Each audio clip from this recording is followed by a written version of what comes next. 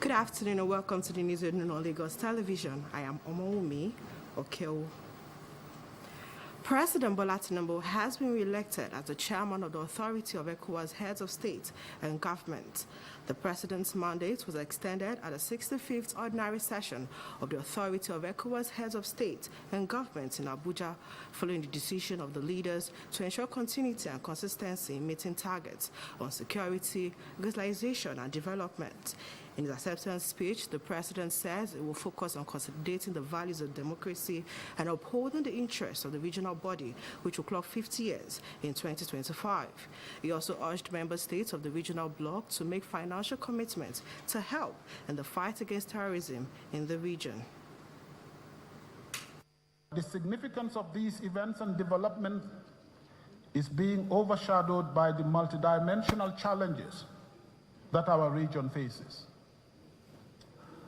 Our region is still confronted with multiple interlocking threats, including existential ones. These include climatic and man-made crises, leading to terrorism and violent extremism and food insecurity. Livelihoods continue to be threatened by illegal and unsustainable exploitation of our land, forest, and marine resources. Governance deficit and marginalization have strained social contracts, engendering bitter rivalries and unhealthy competition. Let me underscore that a peaceful and secure society is essential for achieving our potential. As we move to operationalize the ECOWAS Standby Force, ESF, in combating terrorism, I must emphasize that the success of this plan requires not only strong political will, but also substantial financial resources.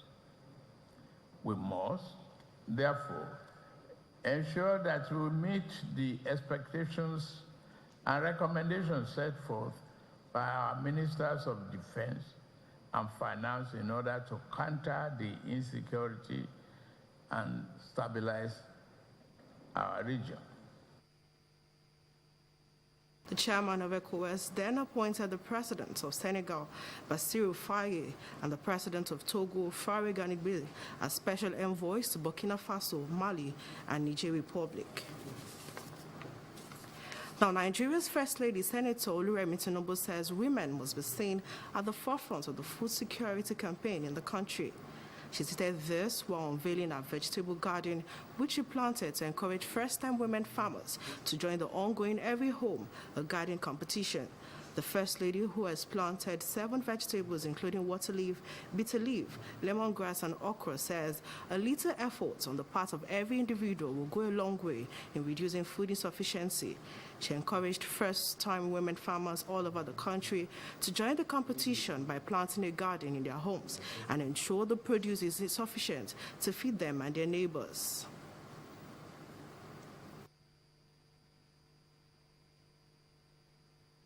For me, this is my own contribution to the food drive.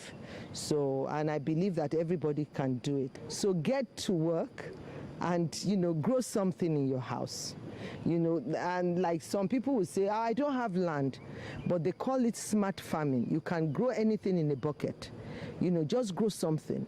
It's free. It's God's gift to man. We all should embrace that. It's God's gift to man. Look at all the greeneries around us. It's God's gift to us. Every Home a Garden competition is open to first-time women farmers all over Nigeria. Entries are to be submitted to the office of the wives of the state government of the competitors in the format of a 30-second short video with the details of the competitor by the close of work on September 25. The winner will get 25 million naira cash prize. Now, the Lagos State government is set for the 9th edition of the Lagos Corporate Assembly, a periodic engagement session tagged BOS Meets with Business Community, during which Governor Babajide Sanwo-Olu meets leaders of the organized private sector to discuss business-related issues. This year's edition, which comes up on Tuesday, July 9, 2024, announced the theme, Unpacking Barriers to Ease of Doing Business, Accelerating Business Growth, will be held at ECO Convention Center in Victoria Island.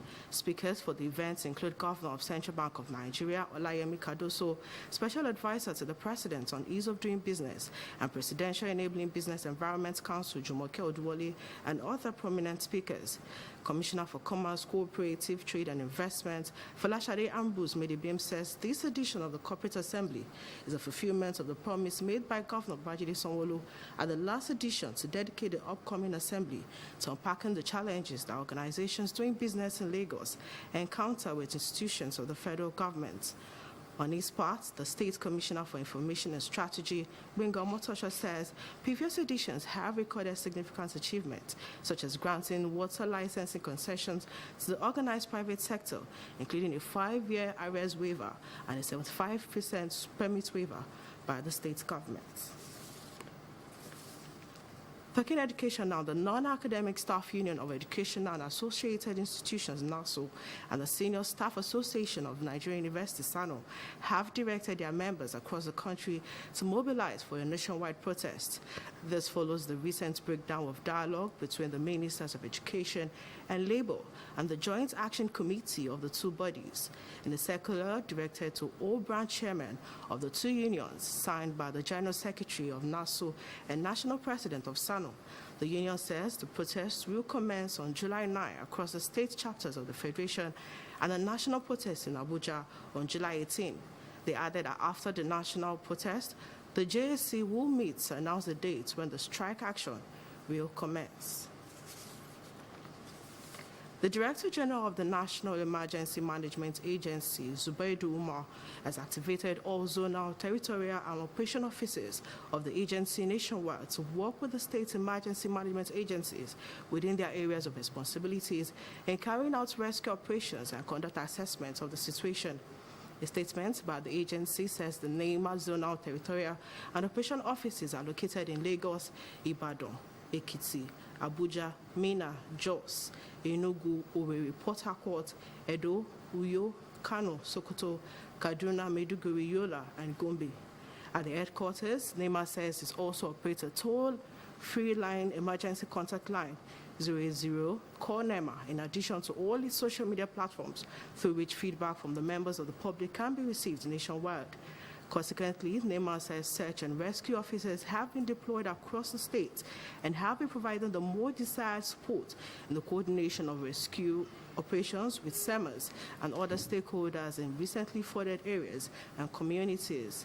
The agency adds that it's conducting a rapid assessment to determine any further assistance that may be required in impacted communities. In sport, athletics in the Southwest region is poised for positive change following a series of recommendations made by stakeholders at the inaugural Southwest Athletics Conference.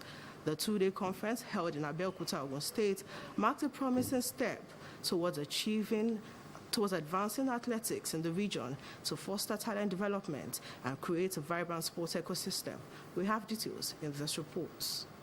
The conference, well attended and supported by the Athletics Federation of Nigeria, brought together over 55 delegates representing the 6 states in the region. Key recommendations from the conference include the formation of the Southwest Athletics Group that would be governed by a board comprising chairmen of the States Association, with each chairman taking turns to lead the board on an annual basis.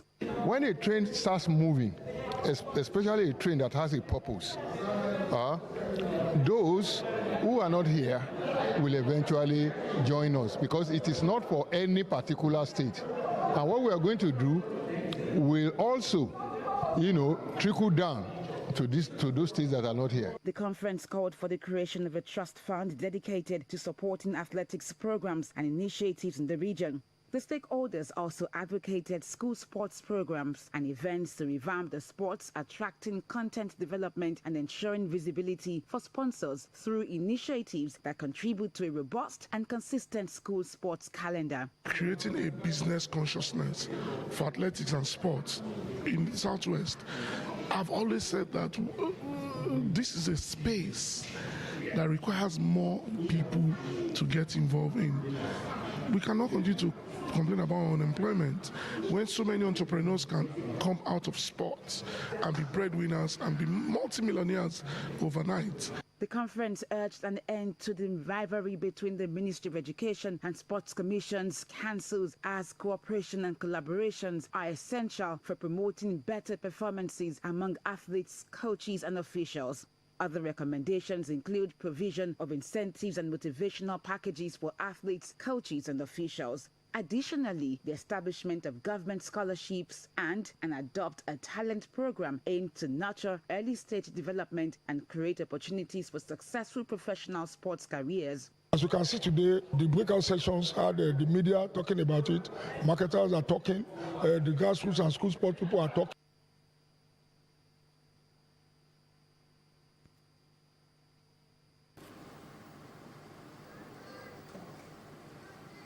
Okay, we apologize for the break in transmission of that report.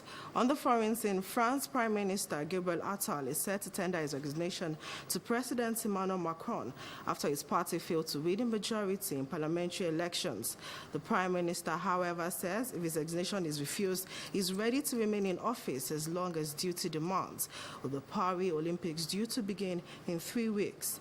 Meanwhile, an alliance of French left-wing parties is on course to become the biggest parliamentary bloc by beating the far-right and President Emmanuel Macron's coalition, according to surprise projected results.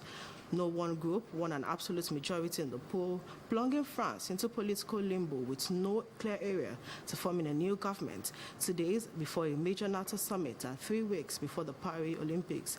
The new Popular Front, formed last month after Macron called snap elections, brought together the previously deeply divided socialists, Greens, communists, and the hard-end left France unbound together in one camp. Now, for more news, connect with Lagos Television on these social media platforms.